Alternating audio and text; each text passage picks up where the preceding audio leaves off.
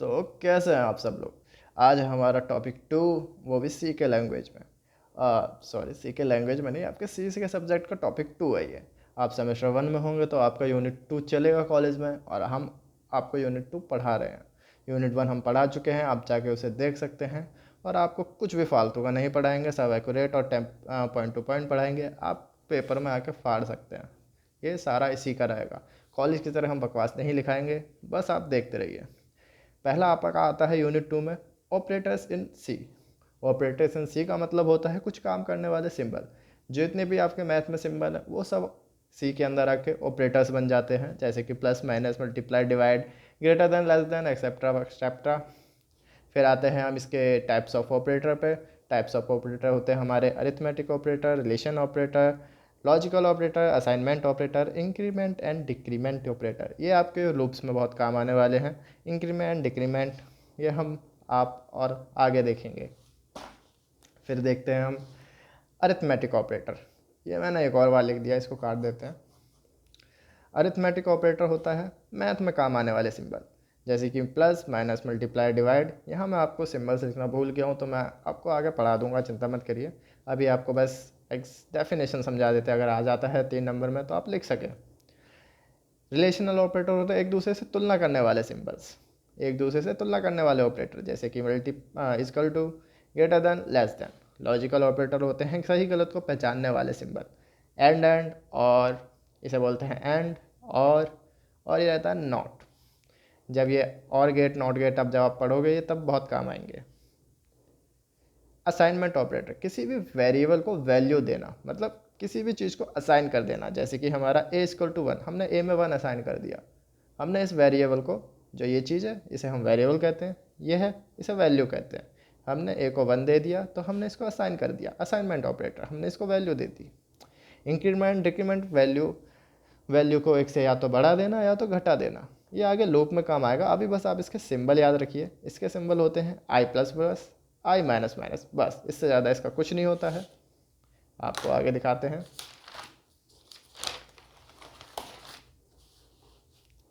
आगे आपका टॉपिक है प्रेसिडेंस एंड एसोसिएटिविटी। कब कौन सा ऑपरेटर पहले चलेगा, इसका मतलब बस इतना सा ही होता है। इसमें हम चेक करते हैं कौन सा ऑपरेटर पहले आएगा, कौन सा ऑपरेटर बाद में आएगा, कौन सा ऑपरेटर पहले चलेगा। जैसे मैथ में आपका एक बॉड मास जैसा रूल होता है, वैसे इसमें एक सी के अंदर भी एक रूल होता है। ये वैसे आपको कुछ खास काम आने नहीं वाला है, बस आप इसकी डेफिनेशन याद करिए। Expression, statements and types. Expression, statements and types होता है एक्सप्रेशन, जैसे कि a plus B, X multiply 5। यह एक एक्सप्रेशन है। अगर आपको इसको फुल्ली समझना है तो अभी स्टेटमेंट देखिए। स्टेटमेंट पूरा तरीका से काम करने वाली लाइन, जैसे कि हमने एक उसको ऑर्डर दिया सी को, एक्स इजकल टू 5+3। हमने एक पूरा उसे ऑर्डर दे चुके हैं कि x के अंदर 5+3 को प्लस कर दीजिए। ये पूरा एक स्टेटमेंट है, मतलब पूरी तरीके से लिखा गया। इसी को आधा कर दोगे तो क्या बन जाएगा, एक्सप्रेशन। एक्सप्रेशन जिसमें सिर्फ एक्सप्रेस हो रहा है कि a प्लस बी एक्सप्रेस हो रहा है, x मल्टीप्लाई 5 एक्सप्रेस हो रहा है, 5+3 एक्सप्रेस हो रहा है, 6 - 1 एक्सप्रेस हो रहा है। बाकी ये अगर टोटल देखा जाए तो ये स्टेटमेंट है। वेरिएबल के साथ हम एक्सप्रेशन कर दे रहे हैं तो ये स्टेटमेंट बन गया है। अगला आपका टॉपिक है built in input output function.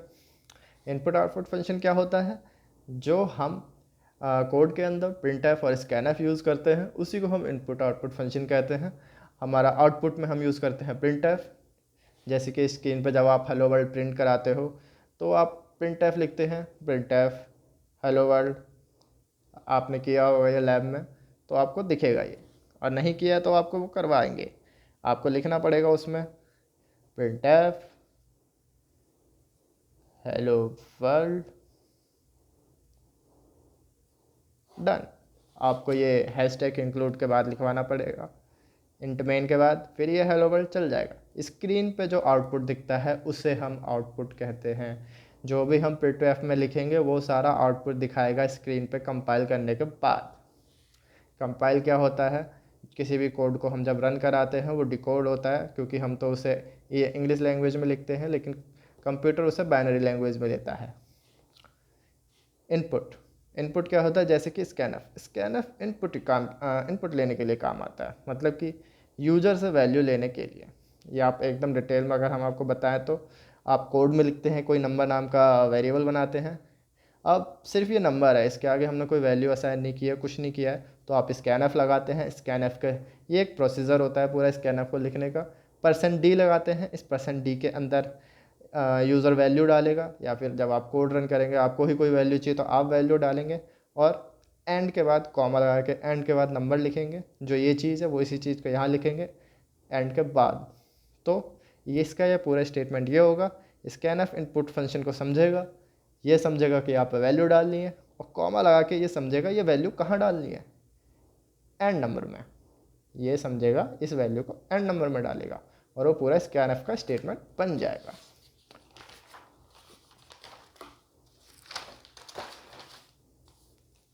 फिर आता है आपका other input functions. Other input functions इसलिए ये 3 नंबर में आ सकता है या फिर 7 नंबर में, और नोट में भी आ जाता है कभी कभी। गैच, गैचार, पुटचार, मतलब पुट कैर, ये गेट कैर, ये पुट कैर। गैच क्या होता है, कीबोर्ड से एक कैरेक्टर लेना। मतलब जब आप कीबोर्ड पे एक बटन दबाएंगे, कोई सा भी एक कैरेक्टर होता है वो ले लेते हैं, उसमें गैच आता है। गैटकार एक कैरेक्टर लेना, मतलब कि जो भी आपने प्रिंटफ में डाल रखा होगा, जो भी होगा वो एक कैरेक्टर वहाँ से उठा लेता है। पुटकैर एक कैरेक्टर प्रिंट करना। हेडर फाइल, जैसे कि हैशटैग इंक्लूड stdio.h, कल मैंने इसे बताया था थोड़ा सा, अब इसे हम पूरी तरीके से बताते हैं। यह एक फ़ाइल होती है जो सी को बताती है कि प्रिंटफ जैसा फंक्शन कहाँ से लेना है। मतलब इसके अंदर बहुत सारी फाइल्स होती है, उन्हें पहले बताया था ये सब इसके अंदर सेव होता है, तो इसके अंदर बहुत सारी फाइल्स होती है। Printf, scanf, while loop, loop, if, as, सब सब इसके अंदर स्टोर होता है। तो ये बताता है कि ये फाइल कहाँ से उठानी है और कैसे रन करानी है, क्योंकि इसके अंदर ही रहती है सारी चीज़ें। प्री प्रोसेसर डायरेक्टिव्स, ये काफ़ी पूछा जाता है सवाल, टीचर यही ज़्यादातर पूछते हैं। तो इसमें ये क्या होता है, जो हैशटैग इंक्लूड जो यहाँ लिखा था, ये चीज़, जो ये चीज़ है, इसी को हम प्री प्रोसेसर डायरेक्टिव्स कहते हैं।